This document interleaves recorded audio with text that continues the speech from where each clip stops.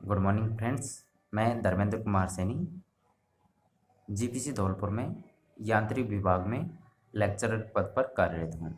हम यहाँ पर mechanical second year ME 206 basic automobile engineering का एक टॉपिक है फ्रेम एंड बॉडी, वो डिस्कस करेंगे।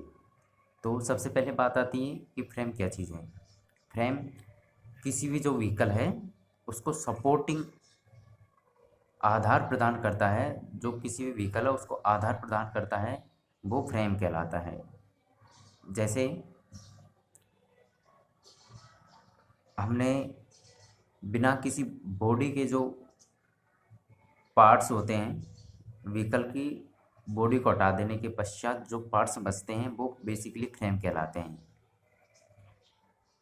इन फ्रेम में क्या क्या चीज़ें सम्मिलित है? सबसे पहले तो the main component of the vehicle, उसमें क्या क्या चीज़ें आती हैं? सबसे पहले आता है इंजन, ट्रांसमिशन शाफ्ट, हमारा गियर बॉक्स, एक्सल, और ये सारी चीज़ें उसमें आती हैं। ठीक है। अब फ्रेम बेसिकली किस चीज़ के बने होते हैं, ये तो हुई बेसिकली फ्रेम की डेफिनेशन समझ में आई। फ्रेम की डेफिनेशन क्या हुई? किसी भी व्हीकल को आधार प्रदान करने वाला कंपोनेंट फ्रेम कहलाता है। अर्थात बॉडी को हटाने के पश्चात व्हीकल का जो पार्ट्स बचता है वो फ्रेम कहलाता है। फ्रेम बेसिकली किस सेक्शन के बने होते हैं या किस शेप के बने होते हैं? तो उनमें सबसे पहले बॉक्स शेप या टूलर चैनल के या यू शेप के, और ये बेल्डिंग और रिवेटेड जॉइंट्स के भी बने होते हैं। ये आता है फ्रेम। अब फ्रेम से संबंधित एक टर्म और आती है चेसिस। चेसिस क्या होते हैं? अर्थात जब engine, transmission, steering and wheels को फ्रेम पर फिट कर दिया जाए, अर्थात जब फ्रेम में engine, transmission shaft, steering wheel आदि चीज़ें लगी हो तो वो फ्रेम एक तरीके का चेसिस कहलाता है। अर्थात फ्रेम का ही एक अगला वर्जन चेसिस है। आपने देखा होगा बगैर किसी बॉडी के जो व्हीकल है सड़क पर चलते हुए दिखाई देते हैं जनरली, उनमें आगे ड्राइवर सीट होती है। ड्राइवर सीट की सहायता से ही वो उस फ्रेम को, उस व्हीकल को चला के लेके जाते हैं। अर्थात जब चेसिस पर ही ड्राइवर सीट रखकर व्हीकल को चलाया जा सकता है। ठीक, चेसिस कह लो या फ्रेम कह लो, दोनों ही एक ही बात है, एक तरीके की। और यही ही किसी व्हीकल की बैकबोन अर्थात रीढ़ की हड्डी है। ठीक। अब हमने एक बात की यहाँ पर थोड़ी सी आगे, इसको आगे एक्सटेंड करते हैं कि मैंने पहले बोला था कि व्हीकल में से बॉडी को हटा दो तो फ्रेम बच जाता है केवल। ठीक है। अर्थात frame plus body equal to vehicle. इससे क्या निष्कर्ष निकलता है कि फ्रेम बराबर क्या हुआ आपका? Vehicle minus body. तो ये हमारी बेसिक डेफिनेशन हो गई फ्रेम की। अब हम आगे बढ़ते हैं कि चेसिस की संरचना कैसी होती है।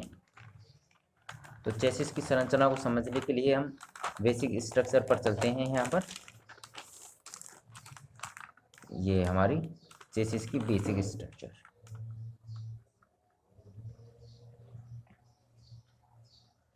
तो ये वाला हिस्सा है, ये कहलाता है फ्रंट वाला हिस्सा, व्हीकल के आगे वाला हिस्सा। ये है फ्रंट के व्हीकल के रियर वाला हिस्सा, बैक वाला हिस्सा। ठीक है। ये दोनों हमारे व्हील्स हैं, ये फ्रंट व्हील, ये रियर व्हील्स। तो बेसिक चेसिस की संरचना में क्या क्या लगे हुए होते हैं? ठीक है। सबसे पहले मैंने उनको डेजिग्नेशन किया है 1 2 3 4 5 से, नामकरण कर रखा है मैंने 1 2 3 4 5 से।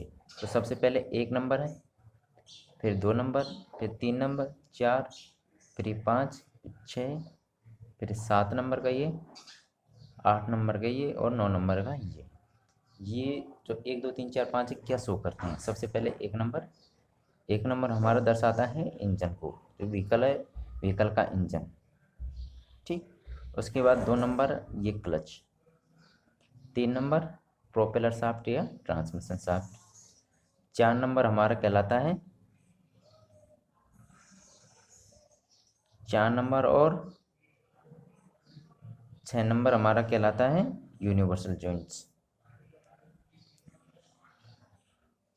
7 नंबर हमारा कहलाता है डिफरेंशियल, और 8 नंबर और 9 नंबर ये दोनों कहलाते हैं हमारे एक्सल, रियर एक्सल, ये दोनों रियर एक्सल हैं। ठीक है, दोबारा से देखते हैं। 1 नंबर हमारा इंजन है, 2 नंबर हमारा क्लच है, 3 नंबर हमारे गियर बॉक्स हैं, 4 नंबर और 6 नंबर हमारे यूनिवर्सल जॉइंट्स हैं, 5 नंबर हमारी ट्रांसमिशन या प्रोपेलर शाफ्ट है, 6 नंबर दोबारा हमारे यूनिवर्सल जॉइंट्स आ गए, 7 नंबर हमारा डिफरेंशियल है, 8 और 9 नंबर हमारा एक्सल है। ये जो पूरी संरचना है व्हीकल्स की विदाउट बॉडी, ये कहलाती है हमारी चेसिस। इनके फंक्शन हम अन्य चैप्टर में पढ़ेंगे डिस्कस डिटेल्स में कि इनके और फंक्शन क्या क्या चीज़ें हैं। अब बेसिकली फ्रेम के क्या क्या कार्य हैं, फंक्शन ऑफ फ्रेम के क्या क्या कार्य हैं, तो इसको देखते हैं। फ्रेम के कार्य में सबसे पहले फ्रेम क्या करता है, बॉडी को आधार प्रदान करता है। अर्थात हमने पहले ही एक लाइन पढ़ी थी, फ्रेम क्या है, किसी व्हीकल की बैकबोन है, अर्थात रीढ़ की हड्डी है। ठीक है, तो बॉडी को जनरली फ्रेम के ऊपर फिट किया जाता है, तो अर्थात बॉडी को आधार प्रदान किया जाता है। दूसरी बात, यह स्टैटिक लोड को सहन कर सकता है। स्टैटिक लोड मतलब स्थैतिक भार, अर्थात जब गाड़ी स्थिर अवस्था में है या ऐसा लोड जो फिक्स रहता है, जो बदलता नहीं है। जैसे यात्रियों के भार, किसी व्हीकल में यात्री बैठता है या कोई व्हीकल हो उसमें ड्राइवर तो कम से कम बैठता ही है, तो वो वाला भार। ठीक है, फिर दूसरा है वाहन के अवयवों का भार। वाहन के विभिन्न प्रकार के कंपोनेंट्स होते हैं, जैसे इसकी बात करें तो जो engine, clutch, propeller shaft, differential, axle, ये सारे जो भार हैं ये किस पे टिके हुए हैं, ये सारे हमारे फ्रेम पे टिके हुए हैं। तो ये वाले जो भार हैं ये वाहन के अवयवों के भार, ये स्थैतिक लोड को सहन करता है। ठीक है, डायनेमिक लोड अर्थात गतिक लोड, ऐसे लोड जो चेंज हो सकते हैं किसी भी टाइम पे। ठीक है, टाइम पे चेंज कैसे हो सकते हैं, जैसे जर्क की बात करें, जर्क अर्थात एक तरीके की सडन लोड, जैसे बम्पर आ गया गाड़ी पे या गड्ढे आ गए या सड़क है जिस पर व्हीकल चल रहा है वो अनइवन है। ठीक है, वो वाला लोड कहलाता है जर्क लोड, वो डायनेमिक लोड में आते हैं। ठीक है, दूसरा, जब व्हीकल को किसी मोड़ पर लेफ्ट या राइट घुमाते हैं तो वो वाला भार है वो टर्निंग लोड कहलाता है। ठीक है, या घूर्णन भार कहलाता है। ठीक है, चौथा नंबर का है ब्रेक लोड। ब्रेक लोड भी एक तरीके का डायनेमिक लोड है, जिसमें जैसे हम ब्रेक लगाते हैं तो ब्रेक लगाने के कारण जो भार आता है वो वाला भार। ठीक है, एक हो, या फिर एक्सेलरेशन, जब हम स्पीड बढ़ाते हैं तो थोड़ा जर्क लगता है गियर चेंज करने के साथ, वो वाला भार भी इसमें इंक्लूड किया जाता है। ठीक है, ये सारे भार किस पे आते हैं, ये सारे भार फ्रेम पे आते हैं, इसलिए फ्रेम बैकबोन कहलाता है किसी भी व्हीकल की। ठीक है, अब हम फ्रेम की संरचना देखते हैं। फ्रेम की संरचना कैसी होती है जनरली, तो सबसे पहले फ्रेम की संरचना में हम देखते हैं, ये वाली देखो आराम से दिख रही होगी फ्रेम की संरचना। तो इसमें दो जो ये जो साइड मेंबर दिख रहे हैं ये वाले, ये लॉन्ग मेंबर कहलाते हैं। किसी भी व्हीकल के लॉन्ग मेंबर है ये साइड मेंबर, इन्हें साइड मेंबर कहा जाता है। जनरली दो तो साइड मेंबर होते हैं जिन्हें लॉन्ग मेंबर कहा जाता है। फ्रेम में दो तो साइड मेंबर होते हैं, दो लॉन्ग मेंबर होते हैं। ठीक है, इसके अलावा किसी व्हीकल के फ्रेम में ये जो ऐसे दिखाई देते हैं तिरछे, ये कहलाते हैं क्रॉस मेंबर। ये क्रॉस मेंबर कहलाते हैं। 5 या 6 जनरली क्रॉस मेंबर होते हैं किसी भी व्हीकल में। ठीक।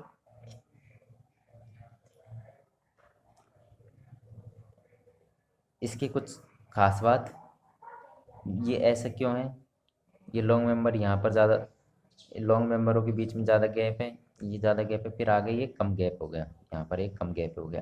तो ये कम गैप वाला हिस्सा कहलाता है फ्रंट ओवरहैंग। फ्रंट वाला हिस्सा है कम का, जहाँ कम डिस्टेंस है इनके बीच की दूरी, वो तो कहलाता है फ्रंट वाला हिस्सा। और जहाँ इन दोनों के बीच की ज़्यादा दूरी कह है वो कहलाता है हमारा रियर वाला हिस्सा। ये बेसिकली उसकी व्हीकल की स्ट्रेंथ से संबंधित है। और जो व्हीकल में टायर फिट किए जाते हैं उससे संबंधित है। ये स्ट्रक्चर होती है फ्रेम की, बेसिकली पीछे वाला हिस्सा चौड़ा होता है और आगे वाला हिस्सा कम चौड़ा होता है। ठीक। जो क्रॉस मेंबर है वो फ्रेम की स्ट्रेंथ को बढ़ाते हैं। ये वाले जो फ्रेम की क्रॉस मेंबर लॉन्ग मेंबर के साथ जुड़े हुए हैं, साइड मेंबर के साथ जुड़े हुए होते हैं, ये जुड़े होते हैं नट बोल्ट की सहायता से। नट बोल्ट की ये लिखे हुए हैं, नट बोल्ट और रिवेट की सहायता से जुड़े हुए होते हैं। ठीक। अब जो फ्रेम है, फ्रेम की संरचना कैसी हो सकती है। फ्रेम की संरचना जनरली चैनल सेक्शन हो सकती है, ये वाली सेक्शन, आई सेक्शन हो सकती है, ये वाला सेक्शन, ट्यूबुलर हो सकता है, ये वाला सेक्शन, ये वाला सेक्शन। ये जो फ्रेम की होती है वो संरचना इस प्रकार की हो सकती है। सेक्शन, ये हम सेक्शन कैसे चूज, ये स्ट्रेंथ के हिसाब से चूज कर सकते हैं। व्हीकल को ज़्यादा स्ट्रेंथ देनी है तो हम उसी हिसाब से इनमें से चूज़ करते हैं, आई सेक्शन है, चैनल सेक्शन ले या ट्यूबुलर सेक्शन ले। ये सारे जो क्राइटेरिया होते हैं ये सारे स्ट्रेंथ के ऊपर डिपेंड करते हैं। अब मान लो ये यहाँ पर पीछे के पहिए लगे, ये वाला पीछे का हिस्सा है और ये वाला आगे का हिस्सा। ये व्हील से पीछे का हिस्सा जो कितना भी निकल रहा है वो कहलाता है ओवरहैंग, रियर ओवरहैंग। व्हील के पीछे के हिस्से के पीछे के टायर से जो भाग निकला हुआ रहता है वो कहलाता है रियर ओवरहैंग। और व्हील के आगे के पहियों से जो भाग आगे की ओर निकला रहता है वो कहलाता है फ्रंट ओवरहैंग। ठीक है, जिसे हम नेक्स्ट चैप्टर में डिस्कस करेंगे। धन्यवाद।